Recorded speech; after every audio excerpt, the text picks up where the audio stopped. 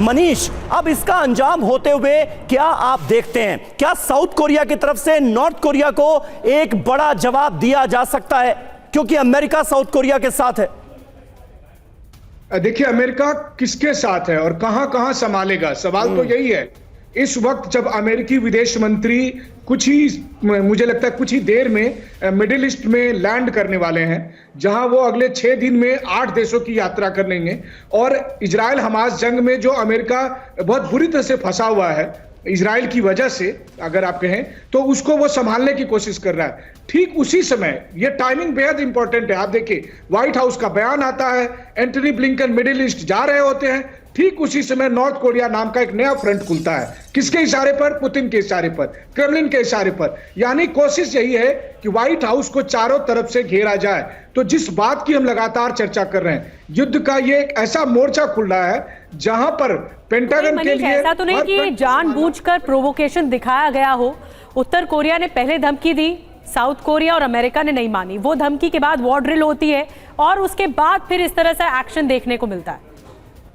बिल्कुल सही कहा आपने। देखिए, सीधी सी बात है कि जो अमेरिकी डेटरेंट पावर था वो बहुत धीरे धीरे उसमें गिरावट आ रही है। उससे अब कोई डर नहीं रहा है। सबको लग रहा है कि हम अपनी रक्षा कर सकते हैं। हम अमेरिका या उसके सहयोगी देशों दे दूं दर्शकों को, नॉर्थ कोरिया के हमले पर एक बड़ा अपडेट इस वक्त मिल रहा है। नॉर्थ कोरिया ने 2 घंटे तक फायरिंग की है, ये जानकारी मिल रही है। 2 घंटे तक नॉर्थ कोरिया ने फायरिंग की है। जो 200 गोले दागे गए, ये 200 गोले 2 घंटे में 200 गोले दागे गए हैं। ये बहुत बड़ा अपडेट है। देखिए, एक तरफ वॉर ड्रिल चल रही है तो दूसरी तरफ एक आइलैंड को निशाना बनाया जाता है, और इस आइलैंड में लोग भी वहां रह रहे थे, जनता रह रही थी, वॉर ड्रिल भी चल रही थी। इसी को ही निशाना साधते हुए नॉर्थ कोरिया ने ये बहुत बड़ा एक्शन लिया है और एक तरह से युद्ध को शुरुआत करने की कोशिश की है, प्रारंभ करने की कोशिश की है।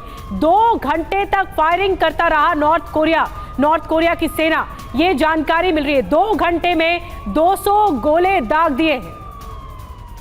बिल्कुल, और इस वक्त एक बड़ी खबर और बता दें अपने दर्शकों को, आइलैंड को खाली करा रहा है इस वक्त साउथ कोरिया। ये जानकारी सामने आ रही है, योनप्योंग आइलैंड को इस वक्त खाली कराया जा रहा है। हमले के बाद यहां से लोगों को हटाया जा रहा है ताकि जान माल का किसी तरह का नुकसान ना हो। आने वाले वक्त में भी जाहिर है हमले के आसार हैं, इस वजह से ये बड़ी ड्रिल इस वक्त अंजाम दी जा रही है। 2 घंटे में लगातार 200 गोले दागे गए हैं नॉर्थ कोरिया की तरफ से। ये कोई छोटा हमला नहीं है, ये बड़ा हमला है। नॉर्थ कोरिया के हमले से जुड़ी जो अपडेट सामने आ रही है वो आपके सामने है। दूसरी तरफ योनप्योंग आइलैंड की तस्वीरें भी हम आपको दिखा रहे हैं। हमले के बाद लोगों को यहां से हटाया जा रहा है और आइलैंड को इस वक्त खाली कराया जा रहा है, क्योंकि तमाम जो लोग यहां पर मौजूद थे उनकी जान की हिफाजत भी एक बड़ी प्रायोरिटी है। और यही वजह है कि योनप्योंग आइलैंड को खाली कराया जा रहा है। हमले के बाद से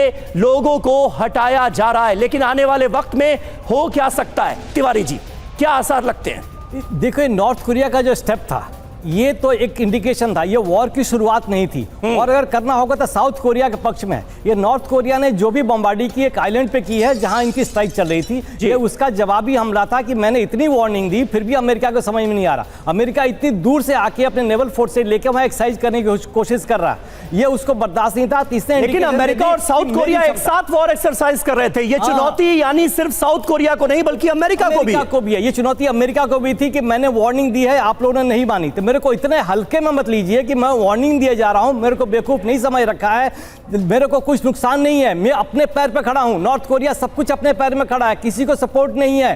सैंक्शंस उसके 40 साल से सफर कर रहा है, खाली रूस और चाइना के अभी सपोर्ट मिल रहा है। मैं अपने पैर पे खड़ा हूं, मैं जो भी कहूंगा अपने बल पे कहूंगा। किम जोंग उन बहुत अरसे से देते आ रहे हैं, तो क्या वो परमाणु युद्ध भी छेड़ देंगे? परमाणु युद्ध तो आदमी जब लास्ट मोमेंट पर, जब कोई चॉइस नहीं होगी तभी परमाणु बम का सहारा लिया जाता है। परमाणु बम चुपचाप नहीं होगा, लेकिन चारों तरफ से घिर जाएगा और उसके कैपिटल डिस्ट्रॉय होने वाले होंगे, उसके आर्मामेंट एयरक्राफ्ट डिस्ट्रॉय हो रहे होंगे, तब हो सकता है कि परमाणु का सहारा लिया जा सके। परमाणु शुरुआत में नहीं किया जा सकता। अमेरिका ने जो अमेरिका नागासाकी उसमें गलती की थी, उस समय कोई शुरुआत नहीं थी, वॉर खत्म हो रही थी, फिर भी अपना मार्केट बढ़ाने के लिए उसे परमाणु बम लॉन्च किए थे। ऐसी गलती रशिया भी नहीं करेगा, ये नॉर्थ कोरिया भी नहीं करेगा, क्योंकि परमाणु बम का अगर शुरुआत हुआ तो परमाणु बम इतने ज्यादा हैं कि इस पूरे विश्व को कम से कम 4-5 बार डिस्ट्रॉय किया जा सकता है। इसमें मैं एक आइंस्टाइन का एक स्टेटमेंट कोट करना चाहूंगा। उन्होंने कहा था, मुझे नहीं मालूम तीसरे विश्व युद्ध के बारे में, अगर चौथा विश्व युद्ध हुआ तो पत्थरों से लड़ा जाएगा। इससे इसकी सिवियरिटी समझी जा सकती है कि